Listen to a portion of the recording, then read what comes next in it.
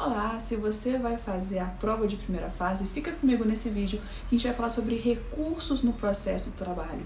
Um tema que é muito importante e sempre tem uma questãozinha perguntando. Então pega papel, pega caneta para você anotar o que mais é cobrado. E a gente fala em questões sobre identificação da medida cabível. A banca vai trazer um caso e você vai ter que dizer qual é a medida cabível, qual é o recurso cabível no caso do nosso vídeo, prazo para recurso e algumas peculiaridades sobre esse recurso. Mas primeiro você precisa saber o que é um recurso quando a gente fala de recurso. Recurso é quando você recorre de uma decisão e quem vai analisar esse recurso é uma instância superior àquela que proferiu a decisão. E nada melhor do que começarmos com o recurso ordinário, que como o próprio nome diz é o recurso comum, que tem de uma decisão você interpõe um recurso ordinário, mas é de qualquer decisão? Não. É de uma decisão definitiva ou terminativa das varas e dos tribunais. Ou seja, primeiro você precisa saber o que é uma decisão definitiva ou terminativa. Decisão definitiva, basicamente, é aquela que decide com resolução do mérito. Reclamante pleiteou a condenação do réu e o juiz julgou procedente ou improcedente. Essa é uma decisão definitiva. Decisão terminativa é aquela que não julga o mérito. Quando, por exemplo, o juiz acolhe uma preliminar de mérito suscitada na contestação. Então, ele vai extinguir o processo sem resolução do mérito. Essa decisão é uma decisão terminativa. Tanto decisão definitiva quanto terminativa, cabe recurso ordinário. Se a decisão foi proferida por um juiz do trabalho ou por um tribunal, em ações de competência originária do tribunal. O que é isso? Aqueles processos que se originam no tribunal, eles começam no tribunal, como ação rescisória, mandado de segurança, habeas corpus, habeas data, dissídio coletivo. Dessas decisões definitivas e terminativas, cabe recurso ordinário.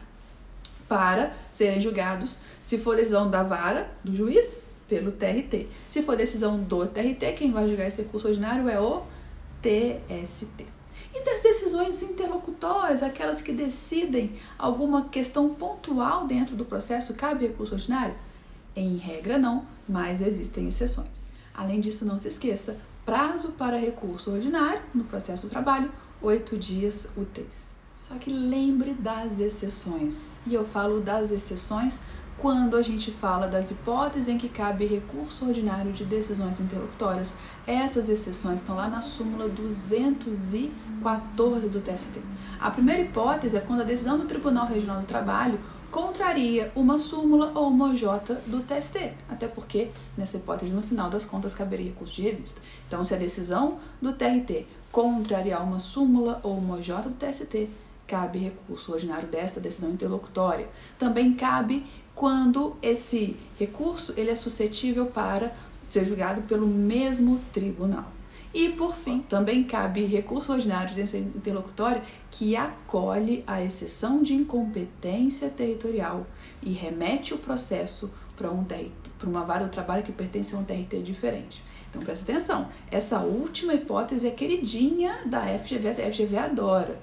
Tem a exceção de incompetência territorial apresentada pelo reclamado, o juiz vai acolher essa exceção de incompetência. Quando ele acolhe, ele vai remeter o processo para a vara que é territorialmente competente. Se essa vara pertence a um TRT diferente daquele em que o processo estiver tramitando, nesse caso, cabe recurso ordinário também, ainda que se trate de decisão interlocutória. E o recurso de revista tão temido, ele cabe quando você tem uma decisão do TRT em recurso ordinário. Primeiro ponto que eu quero chamar a sua atenção, necessariamente tem que haver um recurso ordinário para que haja um recurso de revista. Então, se não tem um recurso ordinário, é impossível ter recurso de revista. Tem um recurso ordinário, TRT julgou esse recurso ordinário, proferiu uma decisão e dessa decisão cabe recurso de revista. Lembrando que o recurso de revista, por ser um recurso de natureza extraordinária, só se propõe a discutir matéria de direito, não discutir fatos, não discutir provas. E quando a gente fala de matéria de direito, existe uma diferença entre rito ordinário e rito sumaríssimo. No rito ordinário, essa matéria de direito, ou seja, esse acórdão, se ele violar o acórdão de um outro TRT, se ele contrariar o acórdão da SDI do TST, súmula do TST, OJ do TST, se ele contrariar acordo coletivo de trabalho, convenção coletiva de trabalho, regimento interno, desde que exceda a área de jurisdição do TRT, e também se ele violar, literalmente, lei federal ou afrontar diretamente a Constituição, cabe recurso de revista em se tratando de rito ordinário. Se for rito sumaríssimo, só cabe se violar a Constituição Federal ou súmula vinculante ou súmula do TST.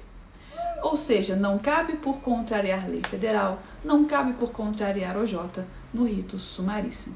O recurso de revista também tem o prazo de 8 dias úteis. O recurso de revista, ele é julgado por uma turma do TST.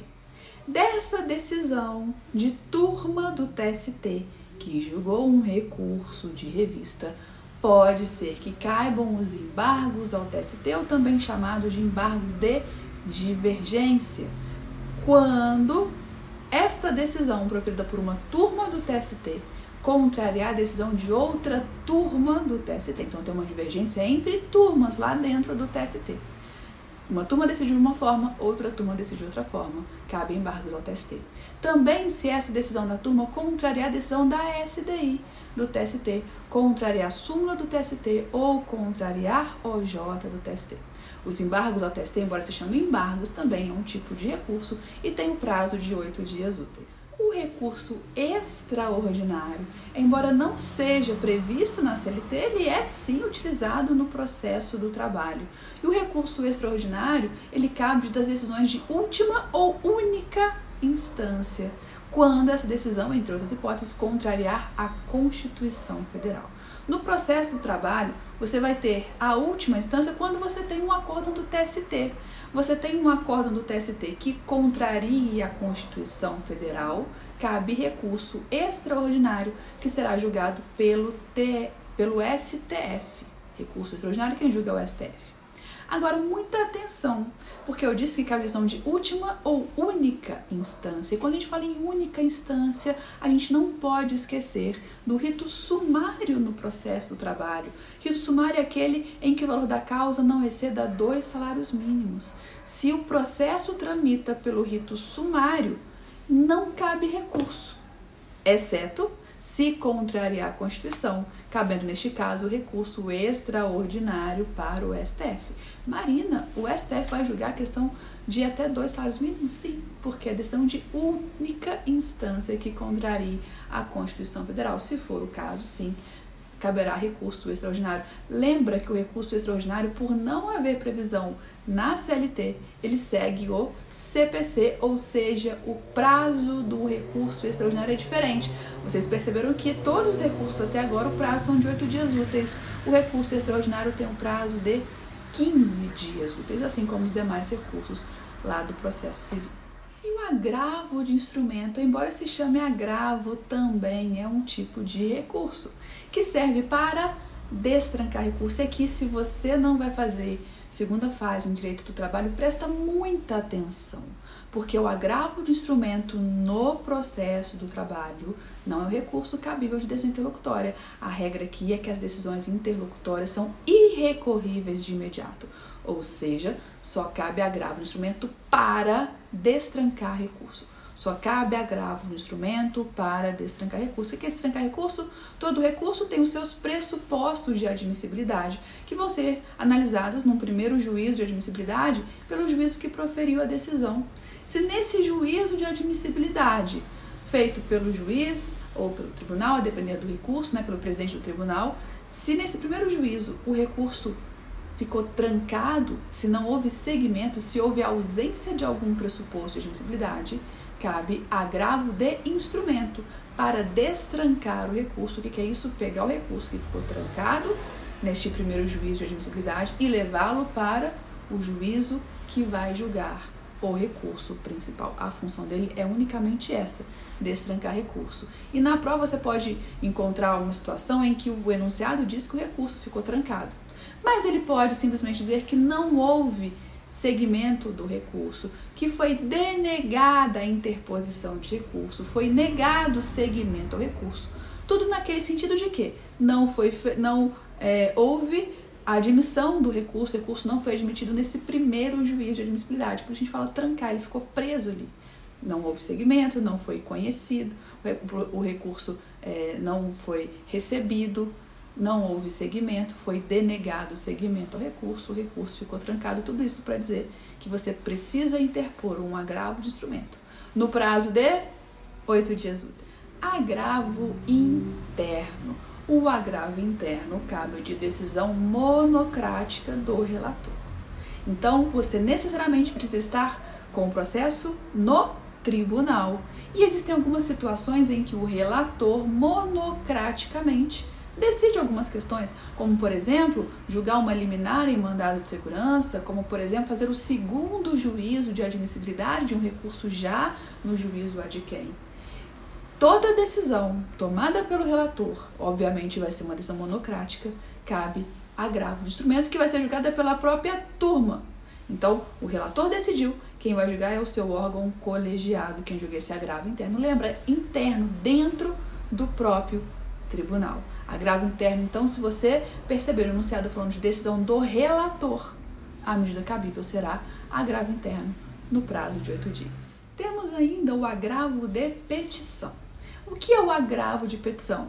É o recurso cabível de uma decisão na fase de execução. Lembra que agravo de petição, além de ser um recurso unicamente, exclusivamente trabalhista, só cabe aqui, ele só existe na fase de execução, pelo amor de Deus. Se estiver na fase de conhecimento, jamais pense em agravo de petição.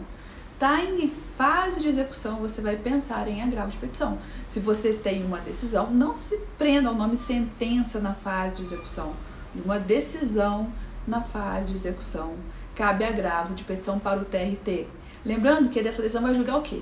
Embargos à execução, embargos de terceiro, impugnação à sentença de liquidação, pode ser que julgue o incidente de desconsideração da personalidade jurídica, pode ser que julgue também uma exceção de pré-executividade. No caso da exceção de pré-executividade, só cabe agravo de petição a decisão que acolhe essa exceção de pré-executividade. Então, vocês têm essas medidas apresentadas, a decisão que julgar essas peças que eu falei, cabe agravo de petição para o TRT. E também cabe agravo de petição, né? Lembrando que a decisão que julga uma impugnação à sentença de liquidação é uma decisão interlocutória, que de regra não ensejaria recurso de imediato, mas tem exceção prevista lá no artigo 855-A, parágrafo 2º,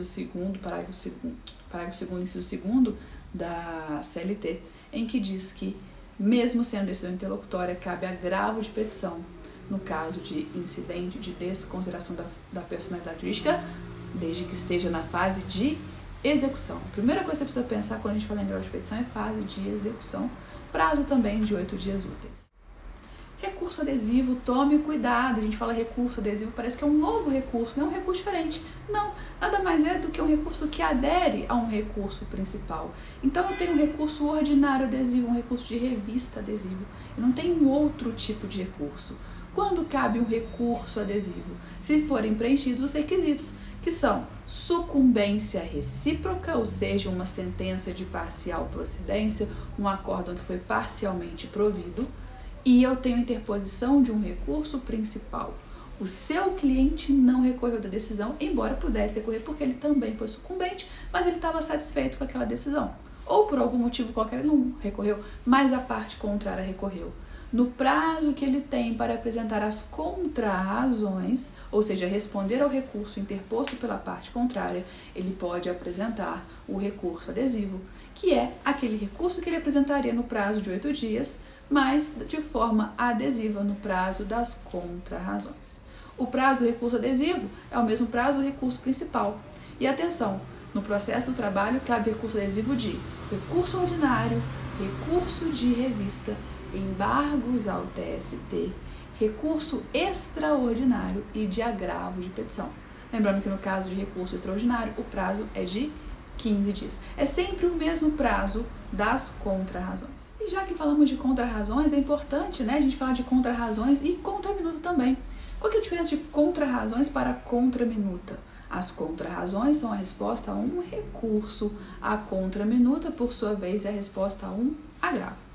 O prazo é o mesmo prazo do recurso. E o que você faz nas contrarrazões ou na contraminuta? Simplesmente rebate, simplesmente responde ao recurso interposto, pedindo, obviamente, a manutenção daquela decisão que foi favorável a você.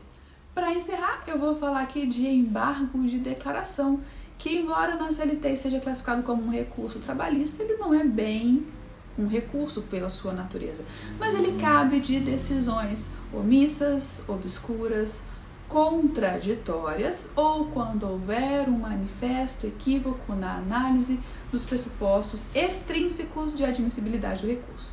Qual que é a diferença dos embargos de declaração para os outros recursos?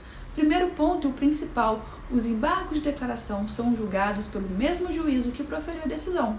Então, por isso que a gente fala que não é um recurso, você não está recorrendo por uma instância superior, você está simplesmente embargando uma decisão e o próprio órgão, o juiz, o tribunal que proferiu a decisão que você está embargando é que vai julgar os seus embargos. Vai entender se ele era realmente omisso, se a decisão foi obscura ou contraditória, certo?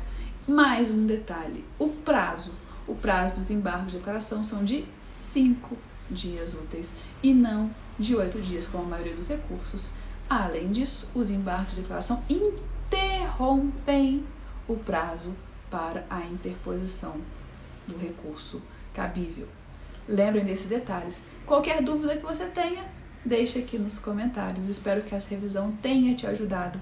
Anota isso, porque sempre tem questões falando sobre recurso. Se você for com pelo menos essas ideias na cabeça, tenho certeza que algumas questões você consegue salvar na sua prova. Boa prova!